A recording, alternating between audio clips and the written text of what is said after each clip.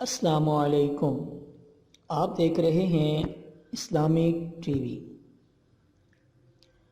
الحمدللہ رب العالمین والصلاة والسلام علی النبی الکریم وعلی آلہ واصحابہ اجمعین، اما بعد۔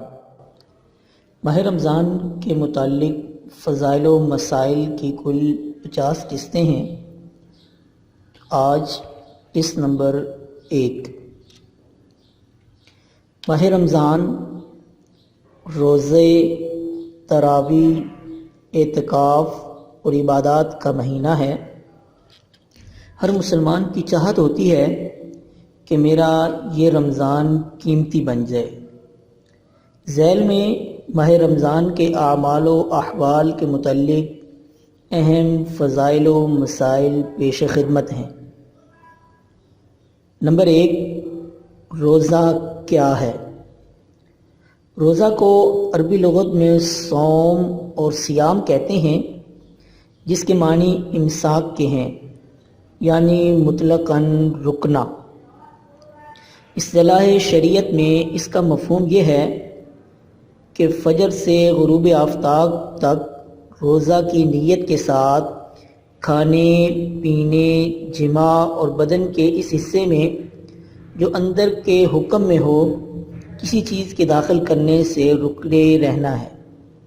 نیز روزہ دار کا مسلمان اور حیض و نفاس سے پاک ہونا اس کے صحیح ہونے کی شرائط میں سے ہے۔ نمبر 2، روزہ کب فرض ہوا؟ ماہ رمضان کے روزے ہجرت کے 18 ماہ بعد شعبان کے مہینے میں تحویل قبلہ کے 10 روز بعد فرض کیے گئے۔ بعض حضرات کہتے ہیں کہ اس سے قبل کوئی روزہ فرض نہیں تھا، اور بعض حضرات کا کہنا ہے کہ اس سے قبل بھی کچھ ایام کے روزے فرض تھے، جو اس ماہ رمضان کے روزے کی فرضیت کے بعد منسوخ ہو گئے۔ چنانچہ بعض حضرات کے نزدیک تو عاشوراء محرم کی 10ویں تاریخ کا روزہ فرض تھا۔ بعض حضرات کا قول یہ ہے کہ ایام 20 قمری مہینے کی 13ویں، 14ویں اور 15ویں راتوں کے دن کے روزے فرض تھے۔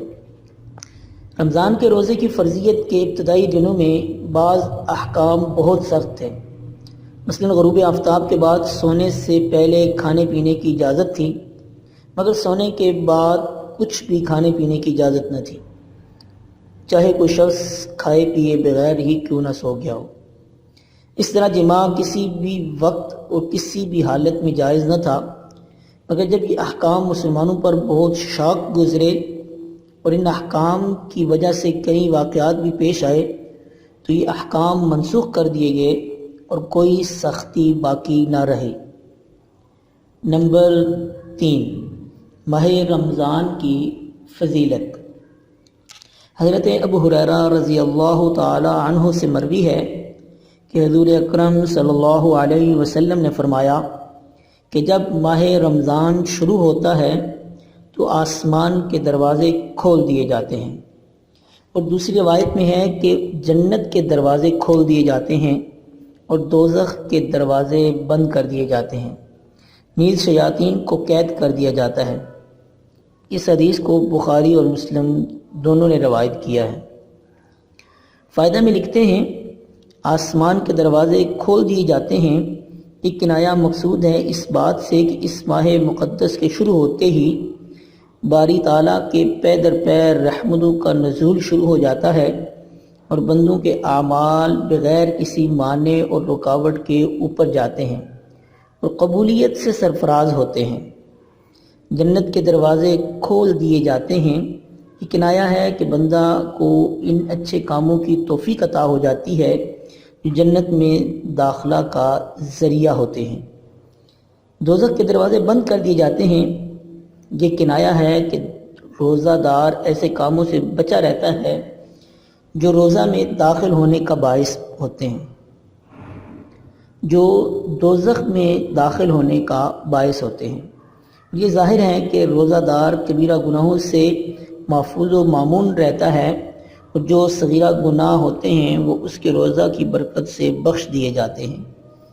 شیاطین کو قید کر دیا جاتا ہے کا مفہوم یہ ہے کہ ان شیاطین کو جو سرکش و سرغنہ ہوتے ہیں زنجیروں میں باندھ دیا جاتا ہے اور ان کی وہ قوت سلب کر لی جاتی ہیں جس کی وجہ سے وہ بندوں کو بہکانے پر قادر ہوتے ہیں۔ نمبر 5، باب الریان، روزہ داروں کا جنتی دروازہ۔ حضرت سہل بن سعد رضی اللہ تعالیٰ عنہ کہتے ہیں کہ حضور اکرم صلی اللہ علیہ وسلم نے فرمایا، جنت کے 8 دروازے ہیں جن میں سے ایک روزہ دار کا ہے جس کا نام ریان رکھا گیا ہے۔ اس روزے دار سے صرف روزے داروں کا داخلہ ہی ہو سکے گا۔ اس حدیث کو امام بخاری اور امام مسلم نے روایت کیا ہے، اس لیے یہ حدیث صحیحین ہے۔ نمبر 7، ماہ رمضان کے سیام و قیام کی فضیلت۔ حضور اکرم صلی اللہ علیہ وسلم نے فرمایا، جس شخص نے ایمان کے ساتھ یعنی شریعت کو سچ جانتے ہوئے اور فرضیت رمضان کا اعتقاد رکھتے ہوئے اور طلب ثواب کی خاطر یعنی کسی خوف یا ریا کے طور پر نہیں بلکہ خالصتاً اللہ کے لیے رمضان کا روزہ رکھا تو اس کے وہ گناہ بخش دیے جائیں گے جو اس نے اپنے پہلے کیے تھے۔ نیز جو شخص ایمان کے ساتھ اور طلب ثواب کی خاطر رمضان میں کھڑا ہوا تو اس کے وہ گناہ بخش دیے جائیں گے جو اس سے پہلے کیے گئے تھے۔ اس طرح جو شخص شب قدر میں ایمان کے ساتھ یعنی شب قدر کی حقیقت کا ایمان و اعتقاد رکھتے ہوئے اور طلب ثواب کی خاطر کھڑا ہوا تو اس کے وہ گناہ بخش دیے جائیں گے جو اس نے پہلے کیے تھے۔ اس حدیث کو بھی امام بخاری اور امام مسلم نے روایت کیا ہے۔ نمبر 8، روزہ کا ثواب اور آداب۔ حضور اکرم صلی اللہ علیہ وسلم نے فرمایا کہ بنی آدم کے ہر نیک عمل کا ثواب زیادہ کیا جاتا ہے، اس طور پر کہ ایک نیکی کا ثواب 10 سے 700 گنا تک ہوتا ہے، اور اللہ تعالیٰ فرماتے ہیں کہ مگر روزہ کہ وہ میرے ہی لیے ہے اور میں ہی اس کا اجر دوں گا۔ روزہ دار اپنی خواہش اور اپنا کھانا پینا صرف میرے لیے چھوڑتا ہے۔ روزہ دار کے لیے 2 خوشیاں ہیں، یہ خوشی روزہ کھولنے کے وقت رمضان الکریم میں، اور دوسری خوشی ثواب ملنے کی وجہ سے اپنے پروردگار سے ملاقات کے وقت۔ یاد رکھو کہ روزہ دار کے منہ کی بو اللہ کے نزدیک مشک کی خوشبو سے زیادہ لطف اور پسندیدہ ہے، اور روزہ ڈھال ہے، لہٰذا جب تم میں سے کوئی شخص روزہ دار ہو تو وہ نہ فحش باتیں کرے اور نہ بےہودگی کے ساتھ اپنی آواز بلند کرے، اور اگر کوئی نادان جاہل اس سے برا کہے یا اس سے لڑنے جھگڑنے کا ارادہ کرے تو اسے چاہیے کہ وہ کہہ دے کہ میں روزہ دار ہوں۔ اس حدیث کو بھی امام بخاری اور امام مسلم نے روایت کیا ہے، اس لیے یہ حدیث بھی صحیحین ہے۔ نمبر 9، روزہ دار کی سفارش۔ حضور اکرم صلی اللہ علیہ وسلم نے فرمایا کہ روزہ اور قرآن دونوں بندہ کے لیے شفاعت کریں گے، چنانچہ روزہ کہے گا، اے میرے پروردگار، میں نے اس کو کھانے اور دوسری خواہشات مثلاً پانی، جماع اور غیبت وغیرہ سے دن میں روکے رکھا، لہذا میری طرف سے بھی اس کے حق میں شفاعت قبول فرما۔ قرآن کہے گا، میں نے اسے رات میں سونے سے روکے رکھا، لہذا میری طرف سے بھی اس کے حق میں شفاعت قبول فرما، چنانچہ دونوں کی شفاعت قبول کی جائے گی۔ اس حدیث کو بہقی میں روایت کیا گیا ہے۔ فائدہ میں لکھتے ہیں کہ قرآن سے تہجد اور تلاوت قرآن و عبادت وغیرہ کے لیے شب بیداری مراد ہے۔ روزہ اور قرآن دونوں کی شفاعت کا ثمرہ یہ ہوگا، غالباً روزہ کی شفاعت سے تو گناہ ختم کر دیے جائیں گے اور قرآن کی شفاعت سے درجات عالیہ نصیب ہوں گے۔ علامہ طیبی رحمۃ اللہ علیہ۔ نمبر 10، جنت میں ماہ رمضان کا استقبال۔ حضور اکرم صلی اللہ علیہ وسلم نے فرمایا کہ رمضان کے استقبال کے لیے جنت شروع سال سے آخر سال تک اپنی زیب و زینت کرتی ہے۔